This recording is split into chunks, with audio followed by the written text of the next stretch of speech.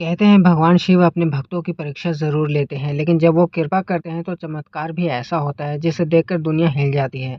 आज की कहानी एक ऐसे इंसान की है जिसने अपनी आंखों से भगवान शिव का चमत्कार देखा। ये कहानी है अमित की, एक बिल्कुल आम इंसान, ना कोई बहुत बड़ा भक्त ना कोई संत, बस एक मिडिल क्लास लड़का जो अपनी जिंदगी में संघर्ष कर रहा था। अमित की उम्र लगभग 28 साल थी। नौकरी करता था लेकिन जिंदगी में सुकून नाम की चीज नहीं थी। घर में जिम्मेदारियां, ऑफिस का दबाव और ऊपर से बढ़ते कर्ज, हर दिन उसके लिए एक नई लड़ाई जैसा था। अमित की सबसे बड़ी समस्या थी उसकी माँ की तबीयत। उसकी माँ पिछले 6 महीने से बीमार थी। डॉक्टर के चक्कर, दवाइयों का खर्च और कोई सही सुधार नहीं। धीरे धीरे हालात इतनी खराब हो गई कि डॉक्टर ने कह दिया अब जो होगा भगवान के हाथ में है। ये सुनकर अमित टूट गया। उसने जिंदगी में पहली बार महसूस किया कि इंसान कितना कमजोर होता है। उस रात वो अकेले बैठा था, आंखों में आंसू, दिल में डर और दिमाग में सिर्फ एक सवाल, अब मैं क्या करूं। उसी समय उसके पड़ोस में रहने वाले एक बुजुर्ग बाबा आए। उन्होंने अमित को देखा और धीरे से बोले, बेटा, जब इंसान हार मान लेता है तब भगवान शिव उसका साथ देते हैं। अमित ने थके हुए अंदाज में कहा, बाबा, मैंने सब कोशिश कर ली,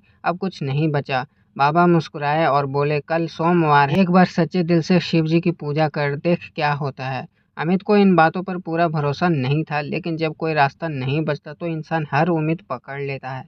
उसने सोचा, चलो एक बार ये भी करके देख लेते हैं। अगले दिन सुबह अमित पास के शिव मंदिर गया। मंदिर बहुत बड़ा नहीं था, लेकिन वहाँ एक अजीब सी शांति थी। घंटी की आवाज, अगरबत्ती की खुशबू और ओम नमः शिवाय का जाप। अमित पहली बार इतनी गहराई से मंदिर में खड़ा था। वो शिवलिंग के सामने खड़ा हुआ और धीरे धीरे हाथ जोड़ लिए।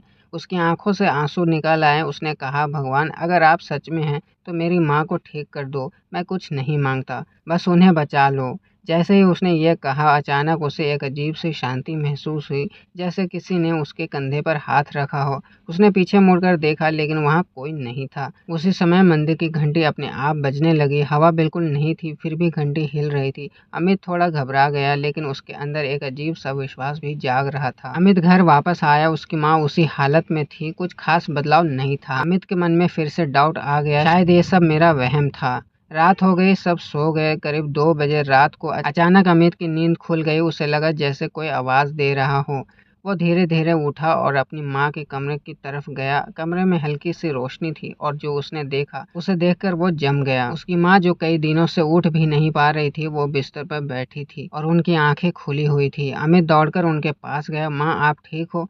उसकी माँ ने धीरे से कहा, अमित, अभी अभी कोई आया था। अमित ने घबराकर पूछा, कौन आया था? माँ ने कांपती आवाज में कहा, एक सफेद रोशनी और उसमें एक आकृति। मुझे ऐसा लगा जैसे भगवान शिव मेरे सामने खड़े थे।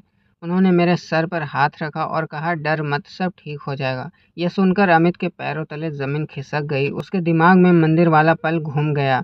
क्या ये सच में हो सकता है? अगली सुबह डॉक्टर घर आया। उसने चेकअप किया और जो उसने कहा उससे सब हैरान रह गए। ये कैसे हो सकता है? इनकी हालत तो कल बहुत खराब थी, लेकिन आज इनकी कंडीशन अचानक इम्प्रूव कैसे हो गई?